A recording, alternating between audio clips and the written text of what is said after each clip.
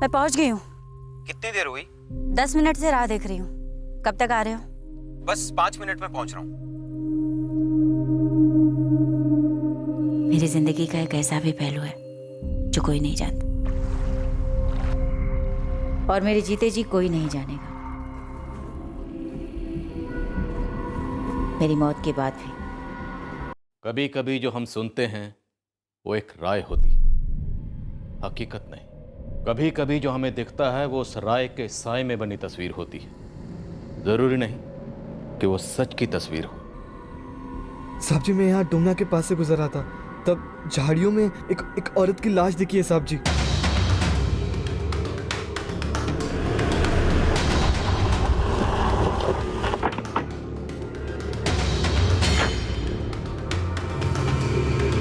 किसके साथ sexual assault हुआ होगा। मतलब कल 26 अक्टूबर की रात को 11 से 12 के बीच में। राइट। किसी किस्म के छुरे से गला काटा गया। रेप? Gang rape. सिमंस के सैंपल मिले? नहीं। पूरी संभावना है कि सभी रेपिस्ट ने कंडोम इस्तेमाल किए होंगे। बॉडी पर कोई ऐसा बर्थ मार्क या कोई निशान जिससे विक्टिम की पहचान हो सके? नो इंस्पेक्टर, पर एक डिटेल है। विक्टिम की बॉडी में अल्कोहल लेवल्स काफी हाई पाए गए हैं। रेप के वक्त अल्कोहल शायद जबरदस्ती पिलाई गई हो। मुमकिन है। स्ट्रगल के कोई निशान? बहुत कम। शायद नशे के कारण ज्यादा स्ट्रगल नहीं कर पाई होंगी। डॉक्टर, विक्टिम की एज क्या रही होगी? 35 से 38 के बीच। ऊंचाई 5 फीट 4 इंच, उम्र 35 से 38 के बीच, गेहुआ रंग। लाश जबलपुर के पास दुमना में पाई गई। दुमना जबलपुर के पास एक महिला का शव बरामद हुआ है। गेहुआ रंग है, उम्र 35 से 38 के बीच, ऊंचाई 5 फीट 4 इंच। इस औरत के बारे में कोई भी खबर हो तो राजगीर थाना जबलपुर को तुरंत संपर्क करें। परसों रात यानी 26 अक्टूबर को 11 और 12 के बीच कत्ल हुआ है। शायद इन दिनों में कोई मिसिंग कंप्लेंट दर्ज हुई हो। पिछले 2 दिनों के सारे मिसिंग कंप्लेंट्स खंगालो। मैं विक्टिम के फिंगरप्रिंट्स भेज रही हूँ, आधार डेटा के साथ मैच करके देखिए जरा। हमारे पास और कोई आइडेंटिफिकेशन है नहीं और ना ही कोई मैचिंग मिसिंग कंप्लेंट है।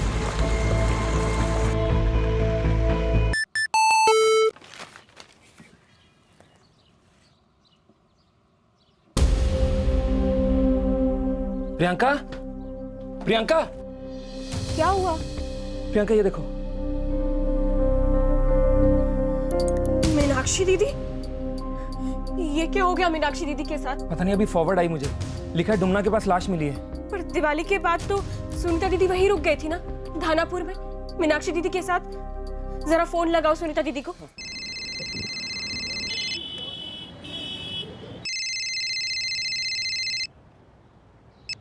हेलो कपिल, बोलो। सुनीता दीदी, मीनाक्षी दीदी कहाँ है? मीनाक्षी दीदी तो किसी काम से बाहर गई हुई है। 26 तारीख को निकली थी। कहाँ के लिए निकली थी? आपकी बात हुई उनसे? नहीं, मतलब मैंने उनका फ़ोन कई बार ट्राई किया था, लेकिन 2 दिन से उनका फ़ोन बंद आ रहा है। मैं एक फ़ोटो फॉरवर्ड कर रहा हूँ आपको, आप देखिए ज़रा।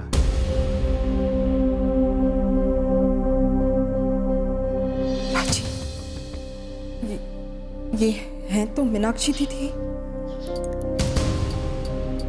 हाँ, हैं तो वही, पर ये सब कैसे हुआ और क्यों? सर, विक्टिम का नाम मीनाक्षी गुप्ता है, धानापुर की रहने वाली थी। मीनाक्षी गुप्ता की 3 बहनें और उनके पति यहाँ रहे हैं। वैसे सर, मीनाक्षी गुप्ता की काफ़ी इज्जत थी धानापुर में। जबलपुर किस काम से आई थी? सब तो यही कह रहे हैं कि उन्हें कुछ नहीं मालूम। उनसे मीनाक्षी गुप्ता का मोबाइल नंबर मिला है जो स्विच ऑफ है।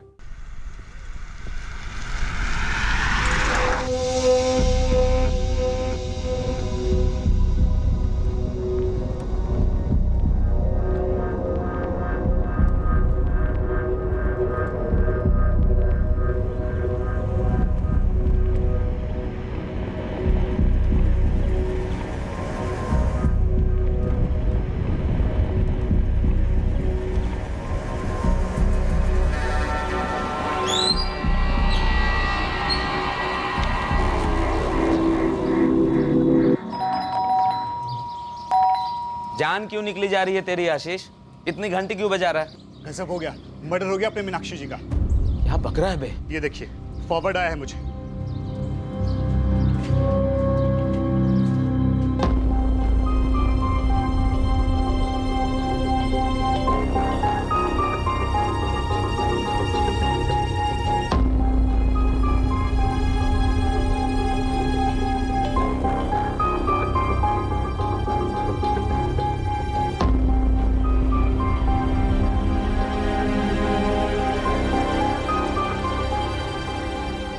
दीक्षित, ये मीनाक्षी गुप्ता यहाँ पूरे धानापुर गांव में जानी पहचानी थी, सोशल वर्क भी करती थी। पर बड़ी अजीब बात है कि 26 तारीख से पूरे 3 दिन बीत गए हैं, मीनाक्षी जी अभी तक अपने घर नहीं लौटी और फिर भी उनके घर वालों ने यहाँ कोई कंप्लेन दर्ज नहीं करवाई।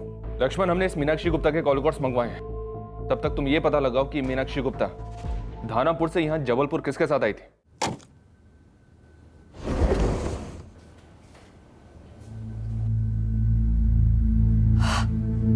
मीनाक्षी दीदी,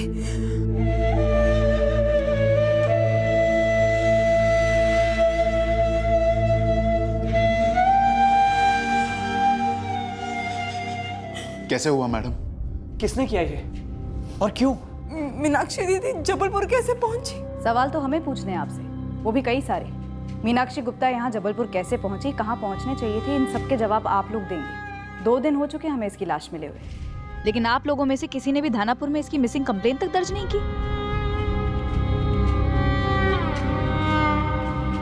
दिवाली तक हम सब साथ ही थे वहां धानापुर में। 22 अक्टूबर की दोपहर को हम अपने घर के लिए निकले। और सर, हम दोनों भी 22 तारीख को वहाँ से निकले थे। बस राजीव जी और सुनीता दीदी वहाँ मीनाक्षी दीदी के साथ रह गए थे। आप सब लोग अपना परिचय देंगे? सर, मेरा नाम विकास खांडेलवाल है। मैं किशनगढ़ का हूँ, धानापुर के पास में ही है। मेरा रेस्टोरेंट है। मैं शालिनी का पति हूँ।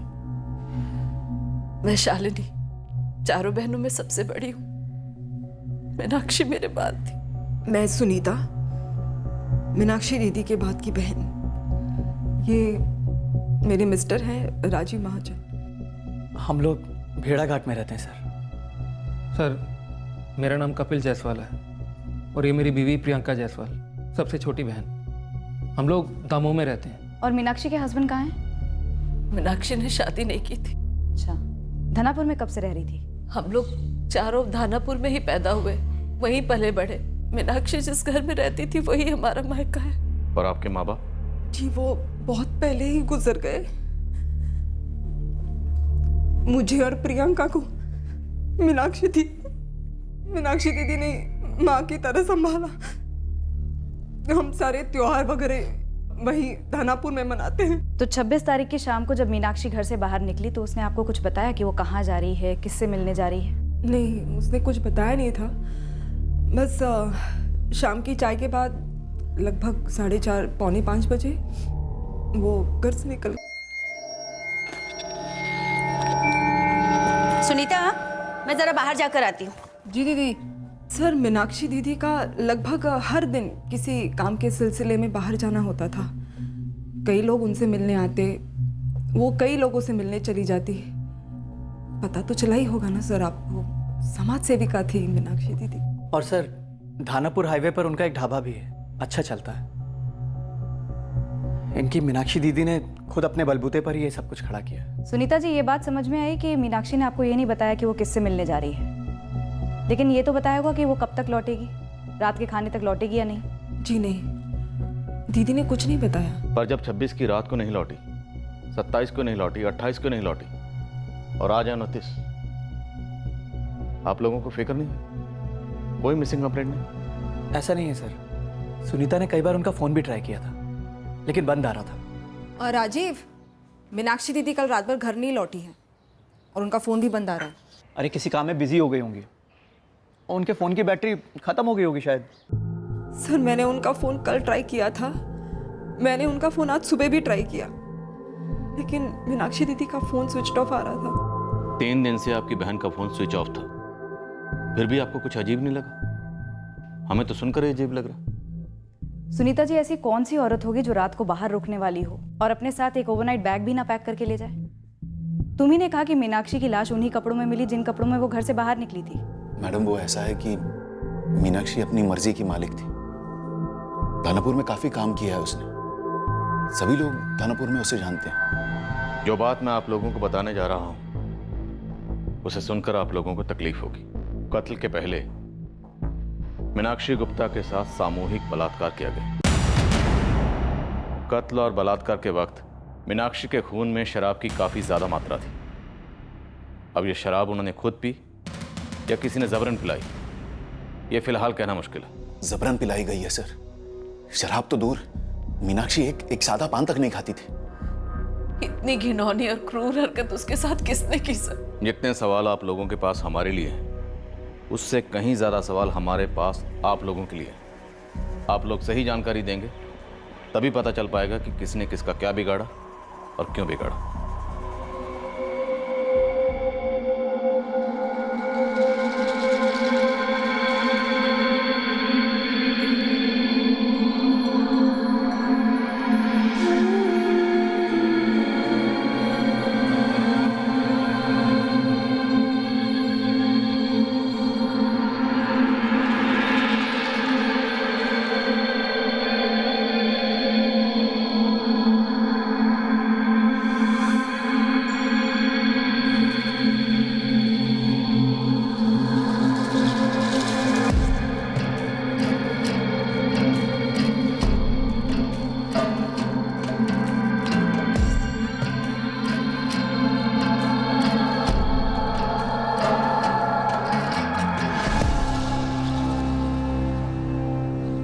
माधुरी, 26 अक्टूबर रात 10:30 बजे मीनाक्षी गुप्ता का फोन यहाँ जबलपुर में स्विच ऑफ हुआ। ये देखो, उसके फोन पर आखिरी कॉल शाम को 5:03 पर आया था।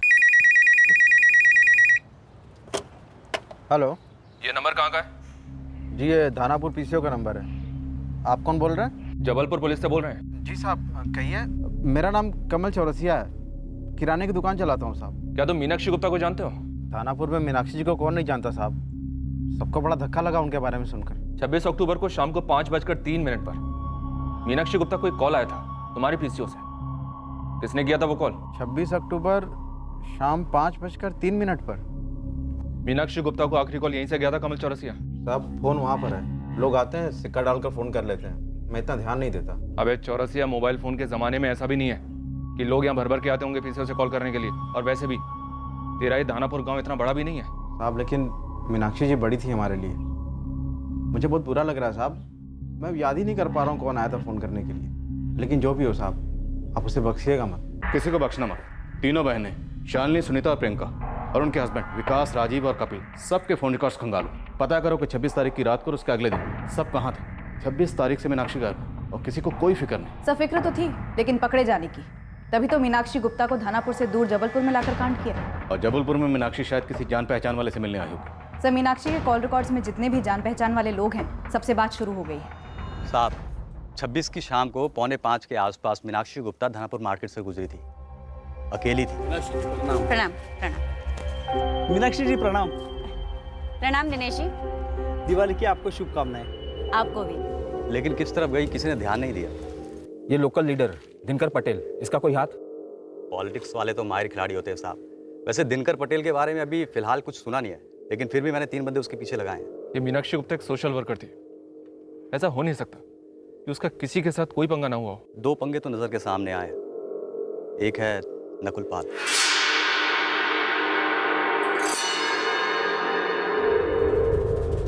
नकुल पाल के दाहिने हाथ में चोट लगी है, उसका हाथ कट गया है। 27 की सुबह सिविल अस्पताल में उसने टाँके लगवाए थे। साहब, कहीं ऐसा तो नहीं कि मीनाक्षी गुप्ता का गला काटते हुए उसका हाथ कट गया? पंगा किस बात को लेकर हुआ था नकुल पाल और मीनाक्षी गुप्ता के बीच? साहब, ये नकुल ना बहुत अकड़ू बंदा है। मीनाक्षी गुप्ता के पड़ोस वाले घर में रहता है। नकुल, बाइक हटाओ यहाँ से।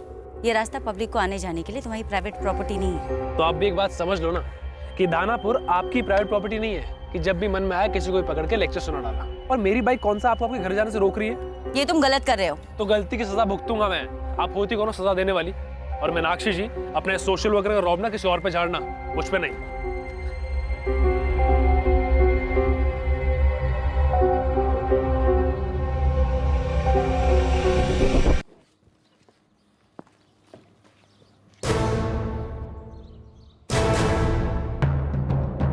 आज सिर्फ हवा निकाली, अगली बार दोनों टायर भी निकाल दूंगी। और फिर तुम्हारी बाइक के एक एक पुर्जे अलग करके ना बिरजू कबाड़ी वाले को दे दूंगी मुफ्त में। और आपको लगता है मैं चूड़िया पहन के नाचूंगा? मर्दानगी अड़ियलपन दिखाने में नहीं है नकुल, अपनी गलती सुधार कर कुछ अच्छा करने में। अब मर्दानगी पे ताने? ताना नहीं दे रही हूँ, नसीहत दे रही हूँ। तुमसे बड़ी हूँ, तुम्हें कुछ अच्छी बात सिखा रही हूँ। सुन लोगे, समझ लोगे तो कुछ नुकसान नहीं होगा तुम्हारा। नुकसान तो हो चुका है मीनाक्षी जी। आज मेरी बहुत ही इंपॉर्टेंट मीटिंग थी जिसमें मैं आपकी वजह से टाइम पे पहुंच नहीं पाऊंगा। पर कोई बात नहीं, इसका आपको करारा जवाब दूंगा। एक तो ये हुआ नकुल पाल, मीनाक्षी का पड़ोसी। दूसरा पंगा? दूसरा है मोहनलाल यादव, मीनाक्षी गुप्ता का ढाबे का पुराना मैनेजर। मीनाक्षी दीदी, ऐसा कभी हुआ ही नहीं कि मैंने बिना बिल बनाए पैसे लिए हो कस्टमर से, और 5 साल काम करने के बाद इतना भी भरोसा नहीं आपको मुझ पर। लकी से कहकर 2 दिन की रिकॉर्डिंग करवाई, जिसमें साफ साफ नजर आ रहा है कि 14 टेबल की बिल तूने बिना बनाए पैसे लिए, और वो पैसे तेरी जेब में। और उसमें से 6 से 7 टूरिस्ट टैक्सी ड्राइवर जिनकी डिटेल्स निकाली जा सकती है, लाकर खड़ा करूं तुम्हारे सामने। वो बहन की शादी करानी है दीदी। बहन की शादी करवानी थी, माँ की बीमारी, बाप का कर्ज, बेटी की पढ़ाई, कोई ढंग का बहाना तो ढूंढ लिया होता। मुझे माफ कर दो दीदी, मुझसे गलती हो गई, मुझे नौकरी से मत निकालो दीदी। चिंता मत कर, ऐसे भी नहीं निकालूंगी। सिर्फ इस 2 दिन की रिकॉर्डिंग में दिख रहा है कि तूने 1000 रुपए अपनी जेब में डाले। 5 सालों में पता नहीं कितना घोटाला किया होगा। जब तक उन पैसों की भरपाई नहीं हो जाती ना, तू बिना तनख्वाह के यहाँ काम करेगा। बिना तनख्वाह में कैसे काम करूंगा? मैं अपने घर क्या भेजूंगा? आप ऐसा करो, मुझे निकाल दो, मैं कहीं और कुछ देख लूंगा दीदी। मैंने निकाल दिया ना, तो गारंटी देती हूँ पूरे धानापुर में कोई तुझे नौकरी नहीं देगा। और अगर पुलिस को फोन कर दिया तो पुलिस अपना काम अच्छे से करेगी। चल जा। मोहनलाल यादव की चोरी 6 महीने पहले पकड़ी गई थी। बहुत ही खुन्नस में था वो। जब मीनाक्षी गुप्ता ने उसको 3 महीने पहले निकाला तो अंतिम परिणाम भी करने नहीं आया था वो। उठाते हैं नकुल पाल और मोहनलाल दोनों को और तोड़ते हैं। लक्ष्मण, एक बार इस पॉलिटिशियन दिनकर पटेल से भी बात करना बनता है। हो सकता है वहां से कोई और एंगल निकले। चोरा था या चौपर, या फिर कुछ और? इन तीनों में से कुछ भी नहीं। मतलब तूने मीनाक्षी के गले में जबरदस्ती शराब उड़ेली, उस बॉटल को तोड़ा और फिर उसी बॉटल के कांच से उसका गला काट दिया। यही था तेरा करारा जवाब मीनाक्षी को? मेरा करारा जवाब ज्यादा होता कि उन्होंने जो शौचालय बनाया उसमें मैं कालिक पोत देता या उनके घर की खिड़की तोड़ देता। ये रेप मर्डर वगैरह मेरी सोच ऐसी बिल्कुल भी नहीं है।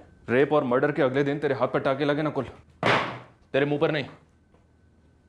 अब अगर तूने मुंह नहीं खोला ना तो तेरे पूरे शरीर पर सर से लेकर पैर तक सिर्फ और सिर्फ टाके ही टाके होंगे।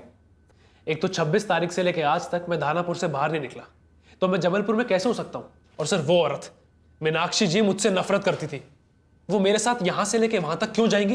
ये बात तुझे किसने बताई कि मीनाक्षी किसी के साथ धानापुर के बाहर गई है? वो अपना कमल चौरसिया है ना, किराने वाला, वो सबसे पूछताछ कर रहा है कि 26 तारीख की शाम को उसकी दुकान से मीनाक्षी जी को फोन किसने किया। अब जिसने भी फोन किया होगा वो ही गया होगा। वो तू था नकुल। उस औरत ने मेरे बाइक के टायर की सिर्फ हवा निकाली थी, मेरी जान नहीं कि मैं उसकी जान ले लूं। तेरे हाथ के टांके अब इनकी क्या कहानी बना कर लाया है? मीनाक्षी जी ने हाथ उठाया था ना तेरे ऊपर, जलील भी किया था, और पैसों का नुकसान वो अलग। मालिक, पैसों का नुकसान तो मीनाक्षी दीदी का हुआ था, गबन मैंने किया था, साहब मुझे माफ कर दो। और दुश्मनी भी तूने ही पाली थी, बदले की आग जल रही थी तेरे पेट में। बलात्कार में कितने लोग शामिल थे? और ये गला किसने काटा था? तूने? नहीं मालिक, मालिक शेरनी थी वो, मुझे कच्चा चबा जाती थी, उसके सामने नजर नहीं उठती, मैं हाथ क्या उठाता साहब। सर, शालिनी, सुनीता और प्रियंका तीनों बहनों के कॉल रिकॉर्ड्स एकदम सात्विक मेनू कार्ड्स की तरह हैं। उनके हस्बैंड के कॉल रिकॉर्ड्स भी एकदम क्लीन हैं। 26 अक्टूबर की रात को तीनों जोड़ों के लास्ट लोकेशन कंफर्म की? जी सर, कपिल और प्रियंका दमोह में थे, विकास और शालिनी बेड़ाघाट में, और सुनीता और उसका पति राजीव धानापुर में ही थे, मीनाक्षी के घर। फोन लोकेशन रिपोर्ट भी यही कहती है।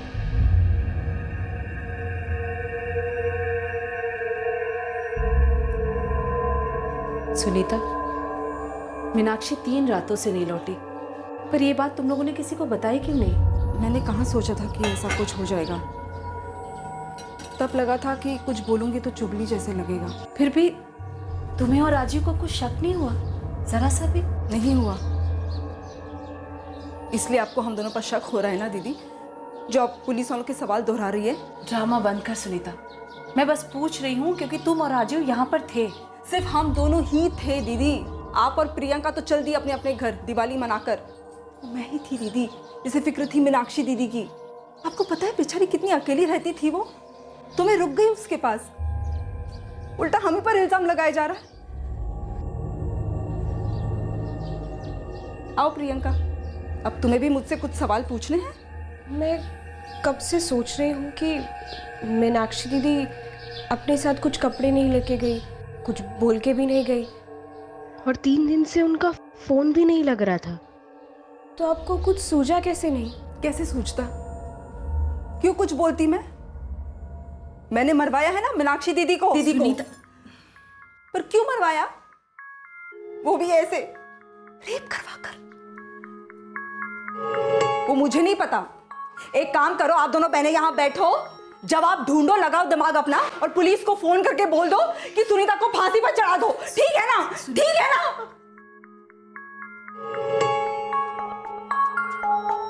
कुछ कहना विकास भाई साहब? नहीं तो कपिल, कुछ पूछना है आप दोनों को, लेकिन मुझे बताना है। देखिए, मीनाक्षी 3 दिन तक घर नहीं लौटी, ये बात है अजीब, लेकिन हम लोगों ने सपने में भी नहीं सोचा था कि कुछ गलत, कुछ इतना भयंकर हो जाएगा। समझ गए आप लोग? आप लोग ऐसे क्या देख रहे हैं मुझे, जैसे मुझे कुछ पता हो, जैसे मैंने ही कुछ किया हो।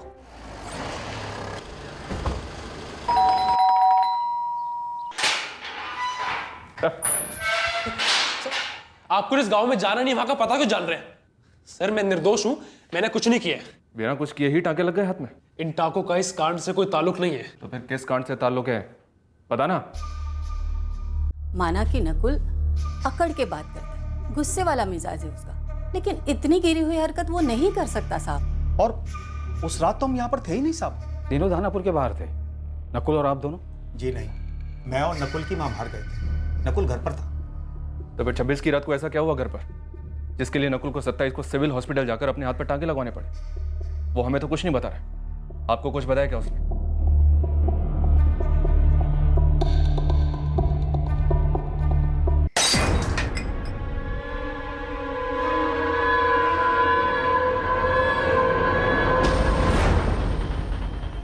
अरे सुनो, दीक्षित साहब को बुला लो, मैं बताने को तैयार हूं। बेहद शर्मनाक और दुखद घटना है मीनाक्षी जी की हत्या, और हत्या से पहले जो उनके साथ हुआ, लेकिन इस हत्या का पॉलिटिक्स से कुछ लेना देना नहीं है इंस्पेक्टर। आप बड़े दावे के साथ कह रहे हैं? ये सच है ना कि मीनाक्षी जी आपकी पार्टी के कार्यक्रमों में हिस्सा लेती थी? पूरे जोश से हिस्सा लेती थी। मेरे चुनाव में भी काफी मेहनत किया था उन्होंने। मीनाक्षी जी एक आदर्श कार्यकर्ता थी पार्टी के लिए। फिर भी आप कह रहे हैं कि उनके कत्ल का पॉलिटिक्स से कोई लेना देना नहीं? पॉलिटिकल कार्यकर्ता और पॉलिटिशियन में फर्क होता है। पॉलिटिकल कार्यकर्ता सिर्फ कार्य करता है, राजनेता राजनीति करते हैं। कल को कोई मुझे ठोक दे, आप जरूर अपोजिशन पे शक कर सकते हैं, लेकिन मीनाक्षी जी तो सोशल वर्कर थी, सबका भला करती थी। अगर राजनीतिक दुश्मनी नहीं तो फिर क्या दुश्मनी रही होगी उनकी किसी से? उनकी 3 बहनें हैं, आपने उनसे बात की? जी की, लेकिन तीनों अनजान है कि आखिरकार वो कौन था जिसने धनापुर के पीसीओ से मीनाक्षी को कॉल किया और किसके साथ वो जबलपुर गई या किससे मिलने गई। आप कुछ बता सकते हैं इस बारे में? आप लोग ना निजी जिंदगियों को टटोलिए। मुझे तो ये मामला बेहद करीबी और निजी मामला लगता है। जैसे कि? मैंने गुस्से में बियर की बोतल तोड़ दी। मीनाक्षी को जबरदस्ती पिलाने के बाद? नहीं, मीनाक्षी जी का दूर दूर तक ताल्लुक नहीं था, ना ही मुझसे और ना ही उस बोतल से। दरअसल मैं उस रात को अकेला नहीं था। तो फिर कितने आदमी थे? एक औरत थी, मतलब एक लड़की, मेरी गर्लफ्रेंड। मम्मी पापा घर पे थे नहीं तो। नकुल, इस तरह चोरों की तरह छुप छुप कर मिलने से अच्छा है ना मिले, ब्रेकअप कर ले। अरे ऐसा क्यों बोल रही हो रिया? तुम्हारे नहीं बोलने से क्या सच्चाई बदल जाएगी? सच्चाई कौन सी? यही कि हमारे रिश्ते का कोई फ्यूचर नहीं है। तुम अपने घर वालों को ये नहीं बोल सकते कि तुम एक दूसरी कास्ट की लड़की से प्यार करते हो, और ना मैं अपने घर में तुम्हारे बारे में बोल सकती हूँ। हम लोग बस छुप के मिलते हैं। तो तुम्हें अच्छा नहीं लगता? चीप लगता है, भद्दा लगता है, जैसे कि मैं कोई। क्यों किया नकुल? सॉरी, मेरा वो मतलब नहीं था। क्या किया तुमने? कुछ मत बोलो रिया, मैं जानता हूँ कि मैं तुम्हारे साथ बहुत ही भद्दा बिहेव करता हूँ। अरे शादी मैं भी करना चाहता हूँ तुम्हारे साथ, पर पता नहीं क्यों एक कास्ट की दीवार बार बार बीच में आती है। उसके घर वालों को हमारे बारे में कुछ भी नहीं पता था। अगर उन्हें पता चल जाता ना सर, तो वो लोग गोलियां चला लेते, पहले उसको मारते और फिर मुझे। बस इन सब के बारे में सोचकर मेरा दिमाग गर्म हो गया और मैंने बोतल तोड़ दी, जिसकी वजह से मेरा हाथ कट गया और अगले दिन सुबह जाके मैंने टाके लगवा लिए। रिया का पूरा नाम? रिया मिश्रा। नंबर बोल। सर ऐसा मत करो प्लीज।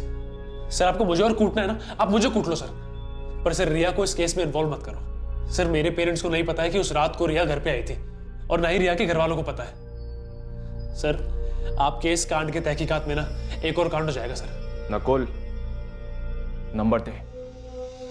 मुझे तो अचरज हो रहा है, तीनों में से किसी बहन ने, ना ही उनके पतियों ने, किसी ने इस बात का जिक्र कैसे नहीं किया अभी तक। मीनाक्षी गुप्ता के चाचा अरविंद गुप्ता? हाँ, वो जबलपुर में ही रहते हैं। मीनाक्षी जी गई होंगी उनसे मिलने शायद। लेकिन फिर वो धनापुर के पीसीओ से कॉल क्यों करेंगे? शायद किसी को पिकअप करने के लिए भेजा हो। मीनाक्षी जी के अंतिम संस्कार में हमने अपने कुछ लोग लगाए थे, ये देखने के लिए कि अंतिम संस्कार में कौन शामिल हुआ है और कौन नहीं। उनमें से अरविंद गुप्ता का नाम तो नहीं सुना? नहीं सर। शायद वो नहीं आया। ना ही अरविंद गुप्ता का बेटा राहुल आया था। मैं था ना वहाँ, मैंने भी इस बात को नोटिस किया था।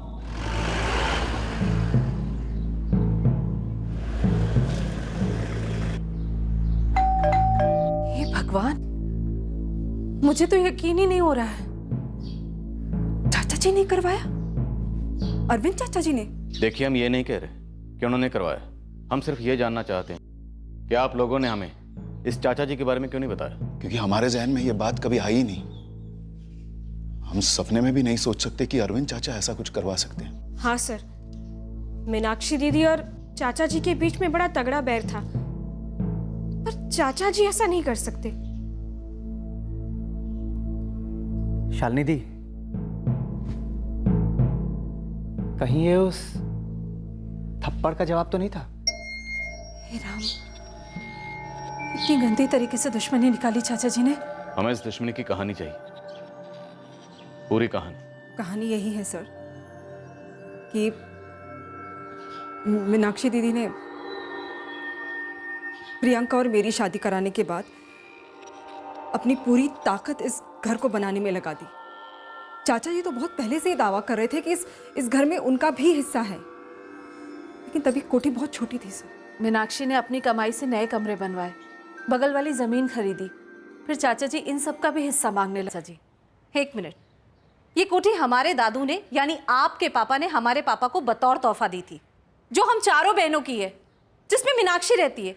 इसका हक सबसे ज्यादा है इस पर। मेरा 40% का हिस्सा है, वसीयत में लिखा है। बीए पास किया ना आपने, पढ़िए इसे, सिंपल इंग्लिश है, पढ़िए इसे। 12वीं फेल हो ना, शायद इसीलिए तुम्हारा ध्यान नहीं गया। इसी वसीयत के चौथे पेज पर ये लिखा हुआ सिंपल इंग्लिश में ही कि इसका 40% तुम्हारे पापा यानी चाचा जी को तब मिलेगा जब कोठी बेची जाएगी, जिसका वक्त काफी पहले आ चुका है। देखिए मीनाक्षी दीदी, शादी तो नहीं हुई है आपकी, वो आपका पर्सनल मसला है, लेकिन हम तो इसका जिंदगी भर इंतजार नहीं कर सकते ना। प्रॉपर्टी के रेट ऑलरेडी गिरने शुरू हो चुके हैं। एक मिनट राहुल, प्रॉपर्टी के रेट गिरे या उठे इससे तुम्हें क्या फायदा है? तुम्हें तुम्हारा हिस्सा तब मिलेगा जब हम ये कोठी बेचेंगे, और इस कोठी को बेचने का हमारा कोई इरादा नहीं है। और हाँ, अगर ये बेचेंगे भी तो तुम्हें पुश्तैनी कोठी का वही 40% मिलेगा जो वसीयत में है, ना कि जो मीनाक्षी ने बनवाया है। बगल वाली जो जमीन है ना, वो भी पुश्तैनी कोठी का हिस्सा है। उसके 40% पर भी हमारा ही हक है। 1 इंच भी नहीं चाचा जी, 1 इंच भी नहीं, इसलिए मजाक मत करिए। उस जमीन का 1-1 स्क्वायर फीट अपना खून पसीना जलाकर खरीदा है। वो आपकी पुश्तैनी जमीन नहीं है, इसलिए यहाँ बार बार आकर यह हंगामा और तमाशा करना बंद करिए। मेरे जीते जी ये कोठी नहीं बिकेगी। और राहुल, तुम अगली बार तुमने अगर ये कोठी देखने के लिए किसी क्लाइंट को भेजा ना, तो सीधे पुलिस स्टेशन कंप्लेन कर दूंगी। आप अकेले रहते हो, अकेले इंसान को कितनी जगह चाहिए रहने के लिए? राहुल, इसका फैसला तुम नहीं कर सकते, और ना ही ऐसी बदतमीजी से सवाल पूछ सकते हो तुम। लिमिट में रहो। वही जमाई राजा, तू अपनी लिमिट में रह, मत बोलो ना बीच में। फैमिली वाले लोग हैं हम अपनी बात खुद कर लेंगे, बीच में अपनी नाक मत डालो। ना चाचा जी, इस गलतफहमी में नहीं रहना कि मीनाक्षी अकेली है, हम सब हैं उसके साथ। राहुल से तुम कुछ खास उम्मीद नहीं कर सकते ना चाचा जी, क्योंकि आपने इतने साल खुद हमारे साथ कीड़ों मकोड़ों जैसा व्यवहार किया। एक थप्पड़ से अगर होश ठिकाने नहीं आए ना, तो बता देना, पुलिस स्टेशन में ले जाके 4 जूते मरवाऊंगी, अपने आप ठीक हो जाओ। जो बंद कमरे में तमाचा मारा है ना तुमने को मीनाक्षी, सूद समेत लौटाऊंगा इसे, भरे बाजार में लौटाऊंगा। पापा चलो यहां से, देखती रहना। हाँ, राहुल ने धमकी तो दी थी, पर कोई ऐसी धमकी पर अमल भी करता है भला? अगर राहुल ने ऐसा किया है तो बहुत गलत किया है उसने, बहुत गलत।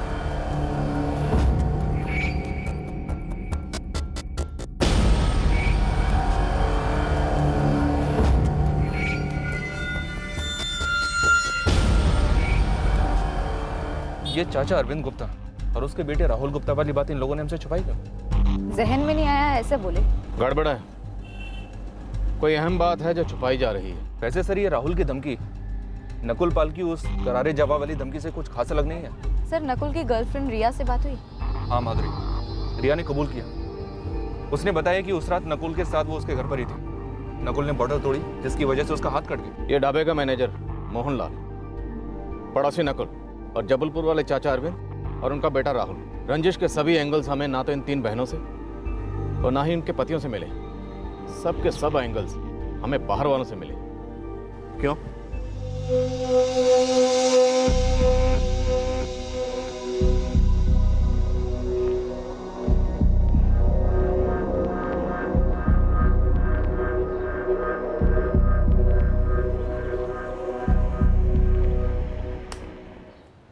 संजना, तुम्हारा डब्बा रेडी है, चलो। Thank you mamma, bye. क्या कर रही है मालती?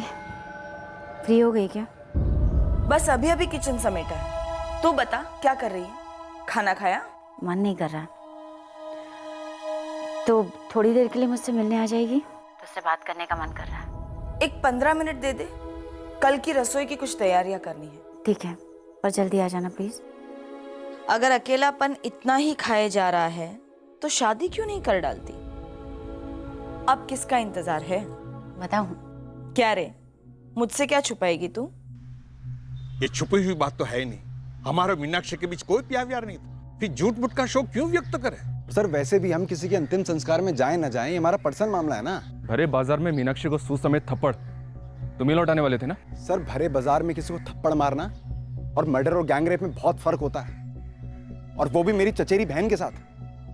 दिखता नहीं है क्या आपको? नहीं दिखता। तुम दिखाओ क्या फर्क है। एक ही परिवार के। हाँ, पुश्तनी जायदाद का मसला है। वो चारों बहनें ये समझ रही थी कि पुश्तनी जायदाद उनके पिता की है। कोर्ट में जाने वाले हैं। जो कुछ कहना सुनना था वो हो चुका था हमारे बीच। बात करने के लिए कुछ बचा नहीं था। तो सर आप बताइए, मीनाक्षी को इतनी दूर जबलपुर क्या बात करने के लिए बुलाते? और आप खुद सोचिए, 1 मिनट के लिए मान लेते हैं कि आपके घिनौने इल्जाम बिल्कुल सही हैं। आप सोचिए कि मीनाक्षी ऐसी तेज और समझदार औरत हमारे बुलाने पे जबलपुर आती इतनी दूर, और वो भी अकेली? कभी ना आती सर। मानो किसी तरीके से जबरदस्ती करके यहाँ खींच कर लाते तो वो हल्ला नहीं मचाती इंस्पेक्टर। सर संगीन जुर्म हुआ है, सुलझाइए उसे। बेकार में हमारी पारिवारिक रंजिशों को मत जोड़िए जो इस केस से बिल्कुल भी नहीं जुड़ेंगे। वक्त बर्बाद होगा आपका। अब बात रही अंतिम संस्कार की, तो वहां जाकर हम कोई तमाशा खड़ा करना नहीं चाहते थे। और सर ये सब सुनने के बाद भी अगर आपको लग रहा है कि एक भयंकर कांड हमने किया है, तो आप साबित कीजिए। आप साबित कीजिए कि मीनाक्षी हमसे जबलपुर मिलने आई थी। आप साबित कीजिए कि ये पूरा कांड हमने किया है। आप साबित कीजिए।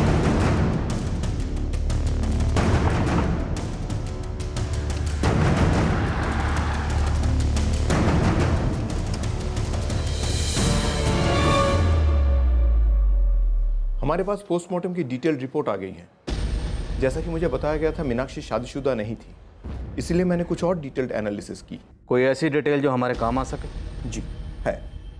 देखिए इंस्पेक्टर, रेप हुआ है, उसके निशान हैं, खरोचे हैं जो फोर्स्ड सेक्स की तरफ इशारा करती है। इसके अलावा भी विक्टिम सेक्सुअली एक्टिव औरत थी एक अरसे से। मतलब किसी के साथ एक अरसे से जिस्मानी ताल्लुकात थे विक्टिम के? 100%। आपने बताया था उस शाम को किसी ने पीसीओ से कॉल किया था विक्टिम को, शायद वही ये शख्स हो। सर, अरविंद गुप्ता और राहुल गुप्ता का मीनाक्षी से कभी कोई टेलीफोनिक कम्युनिकेशन रहा ही नहीं है। 26 अक्टूबर की रात को दोनों बाप बेटे घर में ही जबलपुर में थे। डिटेल्ड पोस्टमार्टम रिपोर्ट से एक बात और सामने आई। मीनाक्षी गुप्ता एक अरसे से सेक्सुअल एक्टिव थी। अब हमें उसके प्रेमी को ढूंढना हो। तो सर ये जो आपसी रंजिशें सामने आई हैं, जो थी ज़रूर, इस जुर्म से जुड़ी ना हो। शायद कोई और ही एंगल हो, कोई रिश्ता, कोई प्रेमी, और उस प्रेमी और मीनाक्षी के बीच की खटास जो इस जुर्म की जड़ बनी। लेकिन फिर गैंग रेप क्यों? कहीं ऐसा तो नहीं कोई सुपारी किलर था, करने आया था मर्डर, लेकिन कर गया रेप एंड मर्डर? लेकिन सर खबरियों के अनुसार सुपारी मार्केट में ऐसी कोई खबर नहीं है। 26 अक्टूबर को जिसने भी मीनाक्षी को धानापुर के पीछे से फोन किया था, वो हमारे इस केस के ताले की चाबी है।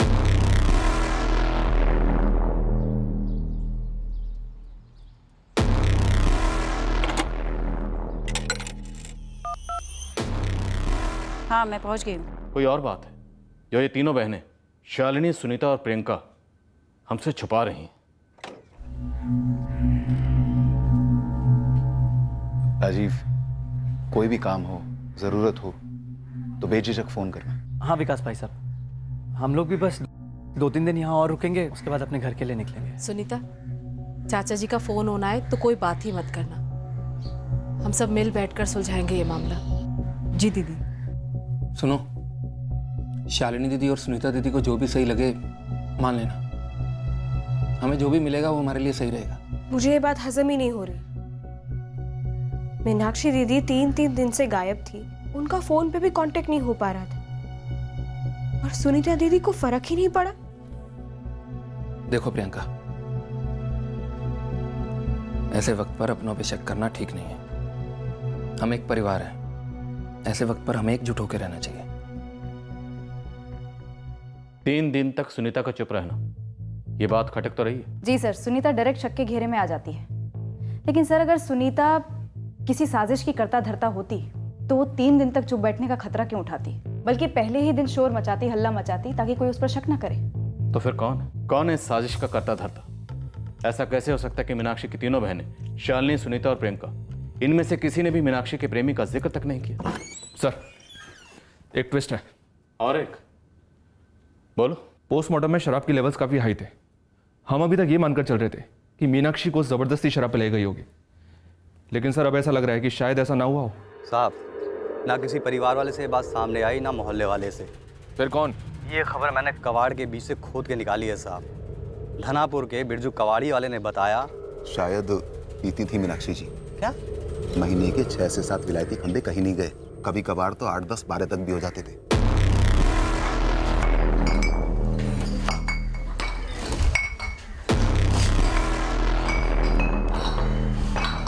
घर से बोतल मिलने का मतलब ये तो नहीं है कि वो खुद दारू पीती होगी। तो फिर पीता कौन था? है? सोचने वाली बात है। घर में अकेली रहती थी वो। इतने सालों में मैंने तो कभी किसी और को मारे थे देखा नहीं। मैंने 2 दिन धनापुर और उसके आसपास विलायती शराब की जितनी भी दुकान थी सबसे पूछताछ की। किसी ने भी नहीं कहा कि मीनाक्षी उनसे शराब लेती थी। चंदू, तो फिर शराब की बोतलें आती कहाँ से थी? यही तो अंदर की बात है साहब। हर महीने का कोटा कोई चुपके से लाके देता रहता होगा, जान पहचान वाला। ये जान पहचान वाला चाहने वाला भी हो सकता है। महीने की 8 बोतलें, मतलब हफ्ते की 2 बोतलें और रोज के 3-4 पैग। आदत और लत के बीच की कंडीशन है, पर फिर भी तीनों बहनें चुप हैं और उनके पति भी चुप हैं। तो मीनाक्षी अकेले रहती थी, हो सकता है ये सब बातें छुपा गई होगी। लेकिन सर, एक बात है जो खटक रही है। क्या? सर, पोस्टमार्टम रिपोर्ट में आया कि शराब के लेवल्स हाई थे और गैंग रेप हुआ, पर सीमेन के ट्रेसेस नहीं मिले, कॉन्डम्स यूज हुए रेप में। हाँ तो सर, जैसे जबरदस्ती शराब की थ्योरी अब हमें सही नहीं लग रही, हो सकता है ये गैंग रेप की थ्योरी भी सही ना हो। सीमेन ट्रेसेस नहीं मिले, पर खरोंचे और निशान तो हैं माधुरी। सर, कंसेंजुअल सेक्स, मर्जी से सेक्स के दौरान आई खरोंचे और निशान हो सकते हैं, जिसे गलती से गैंग रेप समझा जा रहा है। विलायती शराब सस्ती नहीं होती, महीने की 8 बॉटल्स।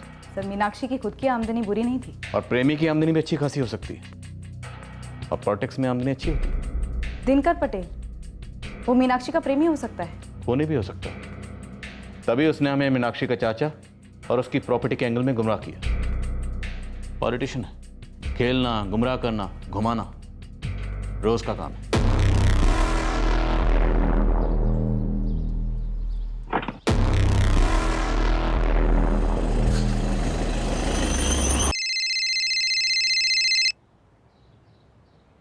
तो कहीं तो मुझे ब्लैकमेल करने की कोशिश तो नहीं कर रहे हो? नहीं राजपूत साहब, आप बड़े आदमी हैं, कहाँ मैं ऐसी गुस्ताखी करूंगा। तो तुम किस तरफ इशारा कर रहे थे? बस इतना ही कह रहा था कि 26 अक्टूबर की रात आपके घर पे 2 मेहमान आए थे और उसी रात मीनाक्षी गुप्ता का कत्ल हुआ, सामूहिक बलात्कार के बाद। देखो, मेरा इन सबसे कुछ भी लेना देना नहीं है, ठीक है? और मुझे फोन मत करना, और ब्लैकमेल करने की तो कभी सोचना भी मत। अब इस वक्त मैं तुम्हारे लिए कुछ नहीं कर सकता, दूर रहो मुझसे, समझे?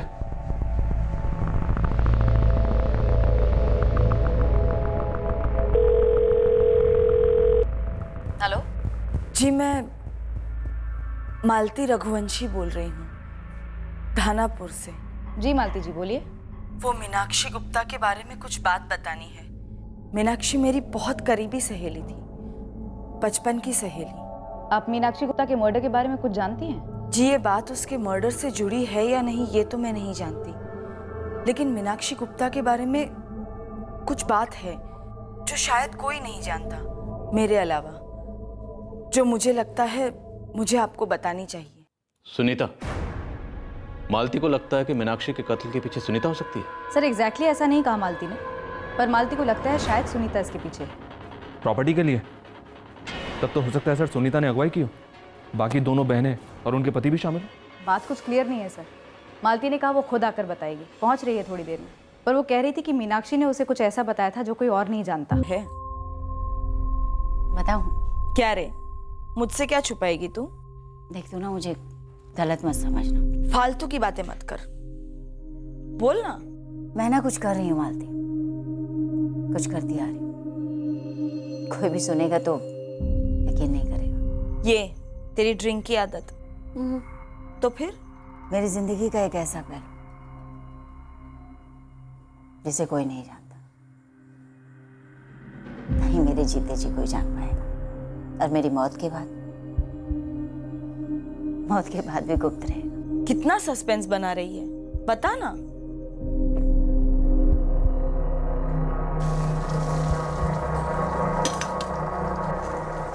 सुनीता, मुझे लगता है हमें भी कल तक यहाँ से निकल जाना चाहिए।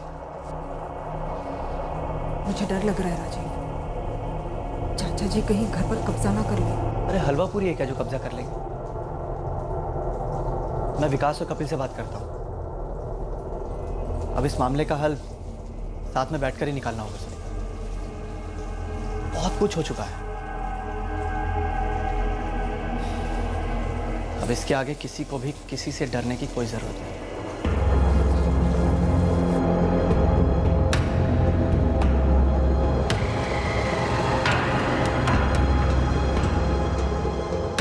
हो सके उतना जल्दी बात कर लो राजीव से, सेटल कर लो मामला।